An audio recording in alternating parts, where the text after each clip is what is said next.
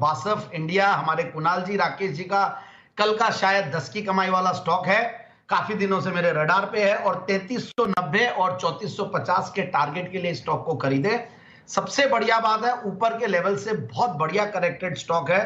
3700 के लेवल से अभी रिसेंटली तो 3400 के लेवल से और अदरवाइज 3700 का हाइज बनाया हुआ है, वहां से अच्छा खासा करेक्ट। रीजन ये है कि आप देखिए यूरोप में जो इश्यूज चल रहे हैं और ये पेरेंट कंपनी देखिए जर्मनी की और one of the finest, one of the largest, बहुत ही जबरदस्त पेडिग्री वाली कंपनी है बासफ इंडिया। बहुत पुरानी कंपनी, इनफैक्ट इंडिया में ही जब 75 साल से ज्यादा हो गए इस कंपनी को, और मतलब वहां पे जर्मनी में तो और भी उससे ज्यादा पुरानी कंपनी है, 127 साल पुरानी कंपनी है।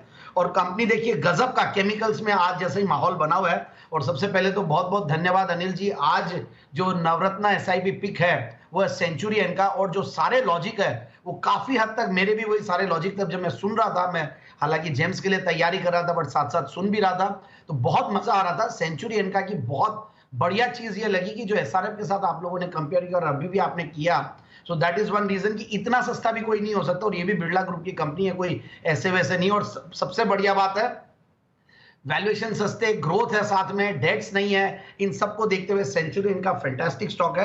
अब मैं I be back to BASF India.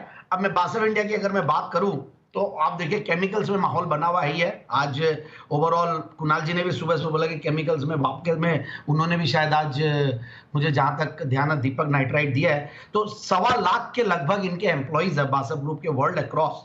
और कंट्री, कौन से कंट्री में ये लोग अवेलेबल नहीं है, हर कंट्री में ये लोग ऑलमोस्ट छाए हुए हैं। और करीब 4 सेगमेंट्स है, बड़े बड़े सेगमेंट्स, जिसमें ये कंपनी का पोर्टफोलियो आप देखिए एग्रीकल्चरल सॉल्यूशंस देते हैं, materials, industrial solution, surface technologies, even nutrition and care and chemicals, मतलब कोई भी सेगमेंट को ये लोग ने छोड़ा हुआ नहीं। और सबसे इनफैक्ट इक्वली कहीं ना कहीं 20-25% के लगभग का इनका वो आता, शेयर आता है। और अब मैं आ जाऊं, देखिए 22 के पी मल्टीपल पे एक एमएनसी कंपनी, वो भी जर्मनी की एमएनसी कंपनी, बहुत सस्ती लगती है।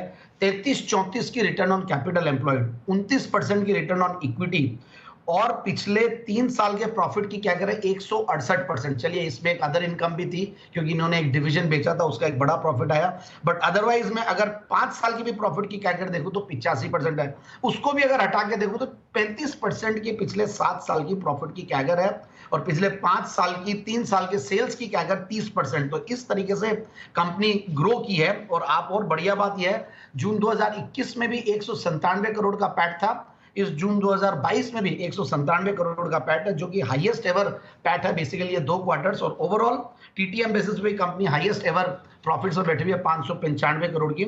और मैं शेयर होल्डिंग पैटर्न देख रहा था तो बहुत ही गजब का इंप्रेसिव पैटर्न है, और 74% तो प्रमोटर्स की है ही है, उसके सामने 9% के लगभग 9 से ज्यादा ही है, वो है एफआईएस डीआईएस की।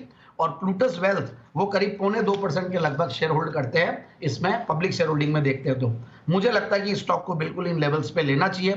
थोड़े बहुत रेटिंग्स को मैं चेक कर रहा था तो यूरोप की वजह से रेटिंग्स में थोड़ा इंपैक्ट आया था, बट ओवरऑल उनकी फिर भी इंडिया की क्रिसिल की जो रेटिंग है वो गजब की है। इंडियन ऑपरेशंस में कोई बहुत ज्यादा इंपैक्ट मुझे लगता नहीं कि आएगा ऐसा, तो मेरे हिसाब से स्टॉक को 3390 3450 के लिए ले, इस अपॉर्चुनिटी को ले, क्योंकि ये स्टॉक अच्छा खासा 200 डेमास के आसपास सपोर्ट लेके वापस से बाउंस बैक करने की कोशिश कर रहा है विद फैंटास्टिक फंडामेंटल्स।